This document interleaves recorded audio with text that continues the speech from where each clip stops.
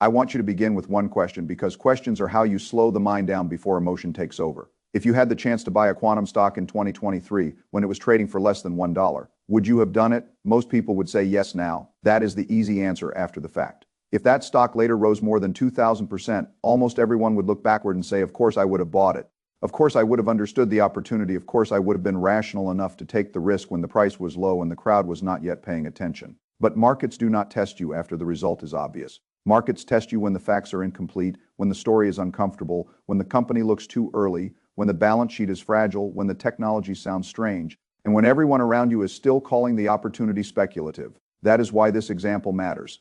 A small quantum stock that was trading under $1 in 2023 later became the kind of outcome that investors dream about. $10,000 placed at that moment would have become more than $200,000. That is not a normal return. That is not something you can build a responsible system around by expecting it to happen repeatedly. But the receipt teaches something more important than the return. It teaches the value of being prepared before the crowd becomes excited. There is a phrase I like for this. It is the woodshed signal. Think of a musician who walks on stage and plays beautifully. The performance looks sudden to the audience, but it is not sudden. It is the result of years in the woodshed, practicing when nobody was watching, building skill when there was no applause, understanding the instrument before the performance ever happened. Investing works the same way. Anyone can say quantum computing is exciting in 2026, after the headlines are loud, after Nvidia has made announcements, after public companies have moved, after the crowd has started to chase the theme. That is not preparation, that is reaction. The real signal is what you were studying when nobody cared. The real signal is whether you were doing the work when the price was low, the sector was ignored, and the uncertainty was still large enough to scare away ordinary investors. That is the lesson I want you to hold in your mind. Not that every quantum stock will go up 2,000%. Not that you should chase what already moved. The lesson is that great opportunities usually begin as uncomfortable observations before they become obvious narratives.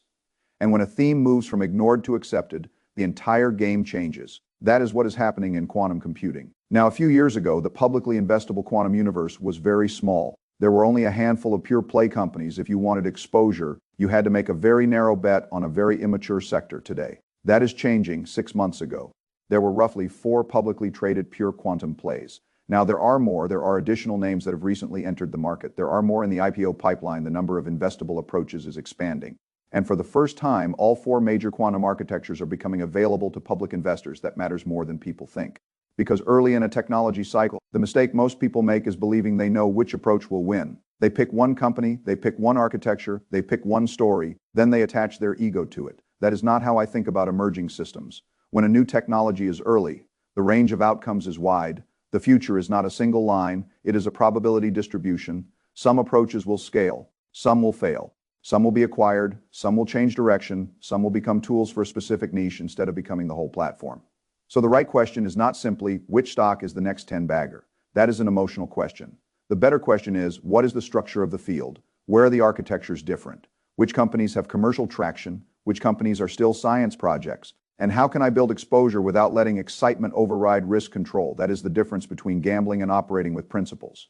Before we go through the names, I want to give you one decision rule that is useful in any uncertain environment. Mathematicians sometimes talk about the 37% rule. The basic idea is that before committing to a major decision, you spend the early part of the process observing, you learn what good looks like, you build a baseline, you do not marry the first thing that looks interesting. You gather enough information so that when something truly exceptional appears, you can recognize it. This is important in quantum investing because the space is moving quickly and the emotional pressure is rising. If you skip the observation phase, every green chart looks like opportunity. If you build a baseline, you can tell the difference between a real signal and a headline. That is the purpose of walking through the architecture. Quantum computing is not one technology. It is a race among several ways of trying to solve a very hard problem. There are superconducting systems. There are trapped ion systems. There are neutral atom systems. There are photonic systems. They are all trying to build machines that can do certain kinds of computation in ways classical computers cannot easily match. But they are not the same. They have different engineering problems, they have different paths to scale, they have different error correction issues, they have different commercialization timelines, and each company you look at sits somewhere inside that map.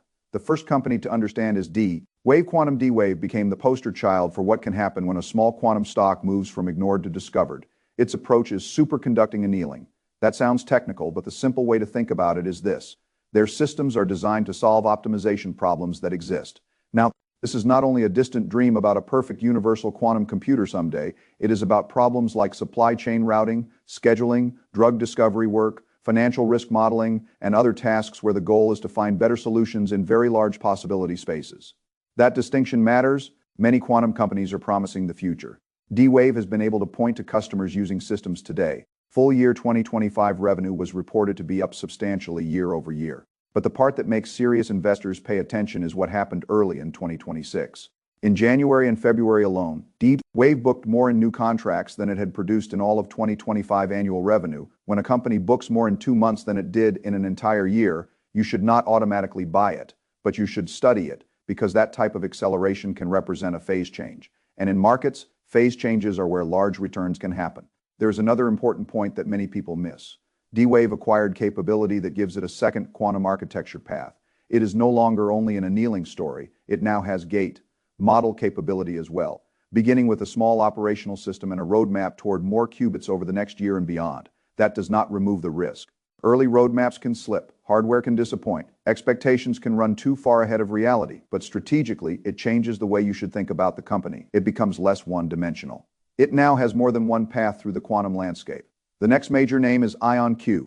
IonQ uses trapped ions. Instead of relying on superconducting circuits, it uses individual atoms held in place by electromagnetic fields. The appeal of trapped ion systems is precision. They are often viewed as among the most accurate ways to build quantum systems. IonQ is also one of the largest quantum pure plays by revenue and market value. That is important because public markets reward leadership narratives. In an emerging sector, the company that becomes the perceived leader can attract capital, talent, partners, and government attention. Sometimes that creates a reinforcing loop. Strength attracts more strength. IonQ's backlog has grown dramatically from where it was not long ago. Revenue has also risen sharply. The company announced a major acquisition of Skywater Technology, a trusted U.S. semiconductor foundry. If that deal closes, IonQ would control more of the manufacturing process inside the United States. That matters because quantum is not just a technology story, it is also a national security story. When a technology touches encryption, defense, computing power, and strategic infrastructure, governments do not treat it like a normal software product. They care about where it is built, who controls the supply chain, and whether the capability is domestic. So when I see a quantum company trying to own more of its U.S. manufacturing chain, I see a strategic move. It may or may not work, but the logic is clear. IonQ is trying to move from being a scientific company into being an industrial and government-aligned platform. That is a different kind of ambition. Then there is Rigetti Computing. Rigetti also uses superconducting gate model technology, which places it closer to the approach pursued by some of the largest technology companies in the world. But the challenge for Rigetti is concentration risk and execution risk. A meaningful portion of its expected revenue is tied to a small number of contracts. One major order is connected to India SCDAC Research Organization for a quantum system, and another is tied to Novara QPU hardware. Delivery timelines have already shifted. This is not unusual in quantum hardware. It is difficult, it is technical, it is early, things slip. But investors must treat delays differently from ordinary software delays, because hardware timelines can affect revenue, credibility, and cash needs all at once. If you own a company like Rigetti, you are making a very specific bet. You are betting that its superconducting roadmap remains relevant, and that the company can close the gap with much larger players that have more capital and deeper research resources. That is possible. But it is not low risk. In emerging technology, a lower stock price does not always mean a better bargain. Sometimes it means the market is correctly pricing fragility. Other times it means the market is too pessimistic and the opportunity is large. Your job is not to decide based on hope.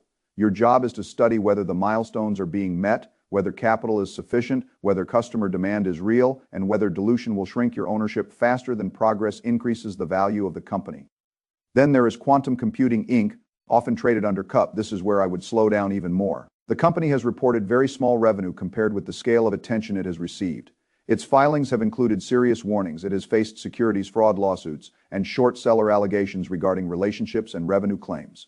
When you see that combination, you must be extremely careful. Could a very risky company still rise sharply in a hot sector? Of course, markets do that. Speculative capital can move into the highest risk names because the price is low and the dream is large. But price is not protection if the business reality is weak. The greatest danger in early stage sectors is confusing upside with quality. A stock can have enormous theoretical upside and still be a poor risk, adjusted decision. That is why I would place a name like CUPT in the highest risk category.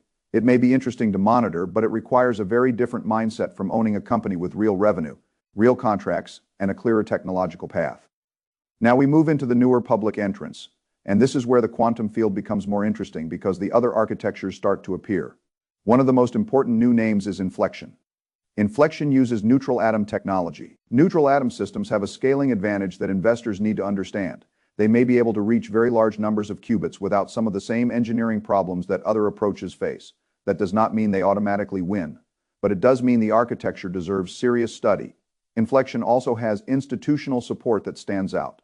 NVIDIA selected it for 2 different quantum programs. I do not treat every partnership announcement as meaningful. Many companies announce partnerships that sound impressive but do not create substance. But when a company is selected by NVIDIA more than once in a strategic technology area, I pay attention. The more important point is that Inflection has more than one revenue stream. It has quantum computing exposure, but it also has quantum sensing. The sensing side includes deployed hardware, including systems associated with NASA and the International Space Station. That matters because it means the company is not only waiting for the dream of full-scale quantum computing, it has commercial and government-facing applications today. For a newly public quantum company, revenue above $30 million and guided growth is not trivial. It does not make the company safe. It does not remove dilution risk. It does not mean the stock is cheap, but it gives investors something concrete to measure. In early technology, concreteness is valuable. You want to know whether customers are paying. You want to know whether the systems are deployed. You want to know whether the company has more than a concept. Inflection appears to have more than a concept. Then there is Xanadu. Xanadu brings the photonic architecture into the public market conversation. Photonic systems use photons, and one of the advantages is that they can operate at room temperature. That can be a meaningful engineering advantage because some other quantum systems require extreme cooling, which creates cost, complexity, and scaling challenges. But the most interesting part of Xanadu may not be hardware, it may be software. Xanadu created Penalane, an open-source quantum programming framework that is widely used by quantum developers. It has large monthly downloads and strong usage growth. This matters because software platforms can become powerful even if the hardware race remains uncertain. If Penalane works across multiple quantum architectures, then Xanadu has a layer of exposure that does not depend entirely on its own photonic hardware winning the race. That is an important strategic difference. A pure hardware company can win big if its architecture wins, but it can lose badly if another architecture becomes dominant. A software framework used across architectures has a different kind of optionality. It can benefit from the growth of the entire field that does not make Xanadu safe. Its revenue is still early. The stock has been volatile. The market will likely overreact in both directions. But when you analyze it, you should separate the 2 cases. One case is photonic hardware. The other is developer ecosystem. They are related but not identical. A third new entrant is Horizon Quantum. Horizon builds hardware-agnostic quantum software tools. That means it is not trying to win by choosing one architecture. It is trying to become part of the middleware layer, the tools that help developers and enterprises use quantum systems regardless of which machine they ultimately run on. That can be a very attractive position in theory. In many technology cycles, the infrastructure and middleware layers can create more durable economics than the most speculative hardware layer, but theory is not enough. Investors still need to see customers, revenue growth, adoption, retention, and evidence that the tools are becoming necessary rather than merely interesting. Still, in a field where nobody knows the winning architecture, hardware, agnostic software is worth watching. Beyond computing itself, there are also quantum security names. One is CLSQ, which is focused on post-quantum encryption chips designed to protect systems before quantum computers can break today. Encryption methods. Another is Archit, which works on quantum safe key distribution. These are very early, some are pre-revenue or close to it. They are not the kind of companies where you can casually allocate money because the theme sounds strong, but they show something important about the quantum universe. Quantum is not only about building faster computers, it is also about what those computers could disrupt. If quantum machines become powerful enough, they may change encryption. That creates risks for existing systems and opportunities for companies trying to secure the post-quantum world. The market may eventually reward that layer, or it may not. The timing is uncertain, and the revenue may take longer than hopeful investors expect. But the category belongs on the map. Then we have the IPO pipeline. Quantinuum, majority owned by Honeywell, has confidentially filed for an IPO and is targeting a very large valuation. If it comes public near that level, it could instantly become one of the largest quantum companies in the public market that would change the benchmark for the whole sector. When a large, better capitalized quantum company enters the public market, it can reprice the field. It can make some smaller names look cheap by comparison, or it can expose how speculative their valuations are. It can draw more institutional attention, but it can also raise the bar. Then there is IQM out of Finland, expected to come public through a SPAC at a meaningful valuation. There is also Pasquale out of France targeting a public listing later. By the end of 2026, there could be 8 or more publicly traded quantum pure plays across all 4 major architectures. That has never happened before. And when a sector moves from a few isolated names to a broader investable universe, the behavior of capital changes. Specialized ETFs appear. Analysts begin covering more companies. Institutions can build baskets instead of one-off positions. Index inclusion becomes possible, comparisons become easier, and eventually weaker players are separated from stronger ones. That is how a speculative theme becomes an industry. Now, before getting excited about the pure plays, you need to understand the infrastructure layer. This is where the probability-adjusted analysis changes. Amazon Web Services hosts several quantum hardware providers on a single cloud platform. Microsoft Azure hosts multiple providers as well. NVIDIA integrates with a large portion of the world's quantum processors through its software platform and venture investments. These companies do not need quantum to succeed. That is important. Amazon, Microsoft, and NVIDIA have enormous businesses already. They generate cash flow today. They have cloud platform, software ecosystems, AI infrastructure, and customer relationships at global scale. If quantum succeeds, they can become toll collectors. If one quantum architecture wins, they can support it. If another architecture wins, they can support that too. If multiple architectures coexist for different use cases, they can host the ecosystem. This is why, in an early technology cycle, infrastructure often deserves the largest allocation. It reduces single company risk. It reduces architecture risk. It gives you exposure to the upside without requiring you to correctly predict the precise winner. That does not mean these companies are cheap. It does not mean they cannot decline. It does not mean you should ignore valuation. But structurally, they sit in a different place than the pure plays. A pure quantum company may need quantum to work very soon. An infrastructure giant can wait. That difference matters when you think in probabilities rather than stories. So are quantum stocks still at good entry points today? The answer is not yes or no. The answer is maybe, depending on what you are buying, why you are buying it, how much you are risking, and whether your decision is calibrated or emotional. This is where the 37% rule comes back. The first phase is looking. You watch, you learn, you build your baseline, you understand the architectures, you separate revenue from promise, you separate contracts from press releases, you separate hardware roadmaps from real commercial use, you separate infrastructure from pure plays, you separate speculative security names from companies with operating traction. Once you have done that, you are no longer just reacting to headlines. You can begin to judge signals. If a company announces a contract, you know whether it is large relative to its revenue. If a company raises capital, you know whether dilution is necessary or excessive. If a company claims a technical breakthrough, you know whether it actually changes commercialization. If a stock jumps 30% in a day, you know whether the move is based on a real change in probabilities or just sector excitement. That is what observation gives you. It turns emotional noise into analyzable information. There is also a psychological point that is very important right now. 6 months ago, the fear around quantum was simple. People were afraid the technology would not work. They were afraid the science would take too long. They were afraid companies would burn cash before commercial demand arrived. They were afraid the sector was too early. Now, for many investors, the fear has flipped. It is no longer only what if quantum does not work. It has become what if quantum does work and I am not in it. That is a dangerous transition. The companies may not have changed enough to justify the emotional shift. The risks may still be large. The cash burn may still be real. The dilution may still be coming, but the fear has moved from loss avoidance to missing out. When you feel that inside yourself, stop. That feeling is not a buy signal. It is not a sell signal. It is a pause signal. The same fear that stops investors from buying near the bottom often pushes them to buy near the top. It is still fear. It has simply changed direction. Principled investing requires recognizing the emotion before it drives the decision. There is one more issue that must be stated plainly. Nearly every early-stage quantum company is burning cash. Many will issue shares to survive. That means that even if the company progresses, your ownership can be diluted along the way. This is one of the most misunderstood risks in speculative technology. People look at the potential market and say, if this company captures even a small share, the stock could be worth many times more.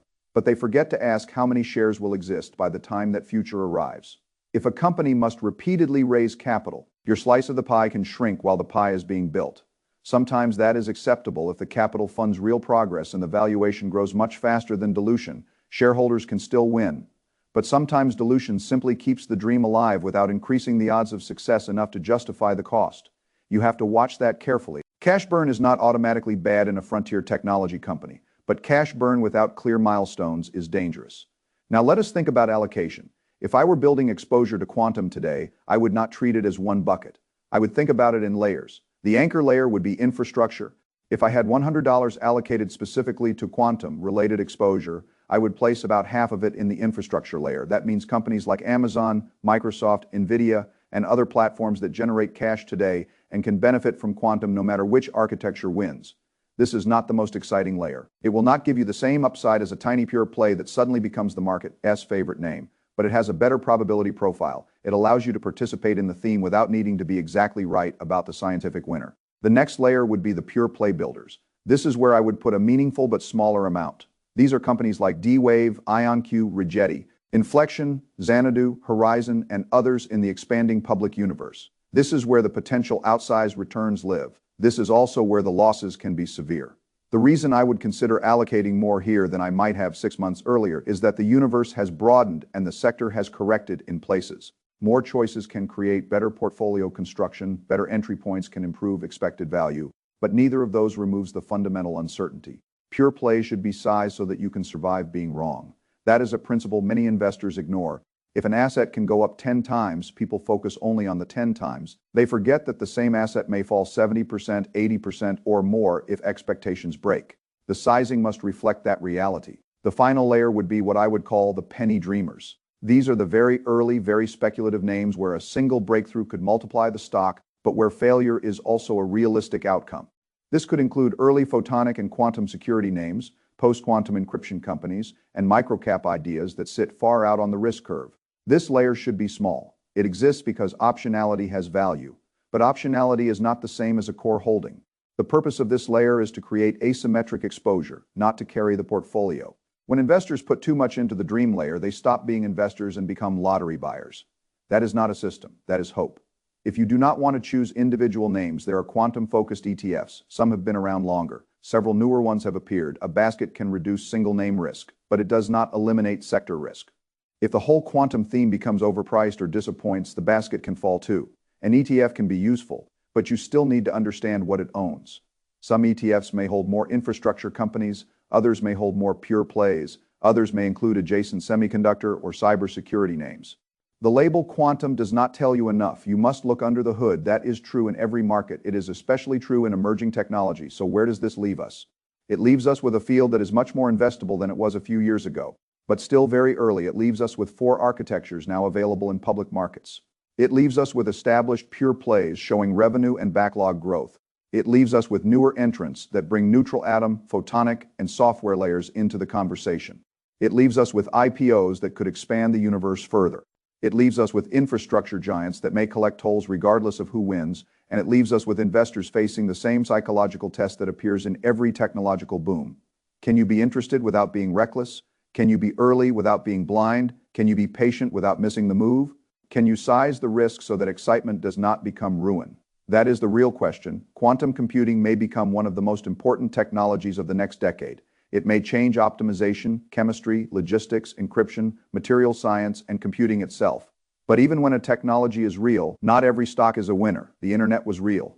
In 1999, many internet stocks still disappeared. Artificial intelligence is real. Some AI stocks will still disappoint. Quantum may be real. Some quantum stocks will still destroy capital. That is why the framework matters more than the excitement.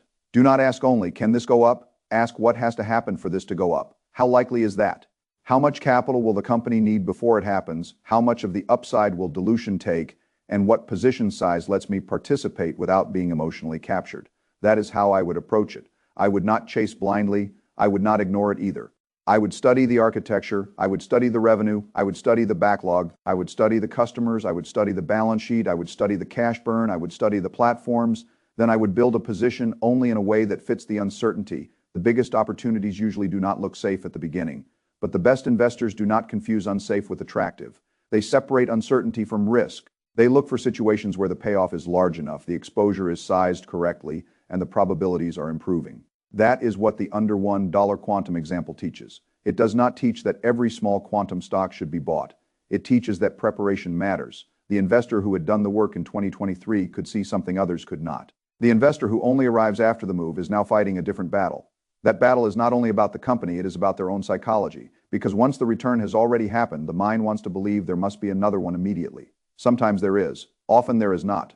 The right move is not to chase the past. The right move is to build the next baseline before the next true signal appears. That is what I would do now. I would watch, I would measure, I would compare, I would let the sector show me which companies are moving from promise to proof, and when something beats the baseline, not because of a headline, but because the underlying probability changed, then I would act, That is the difference between being early and being emotional. And in a sector like quantum, that difference may determine whether you build wealth or become liquidity for someone else.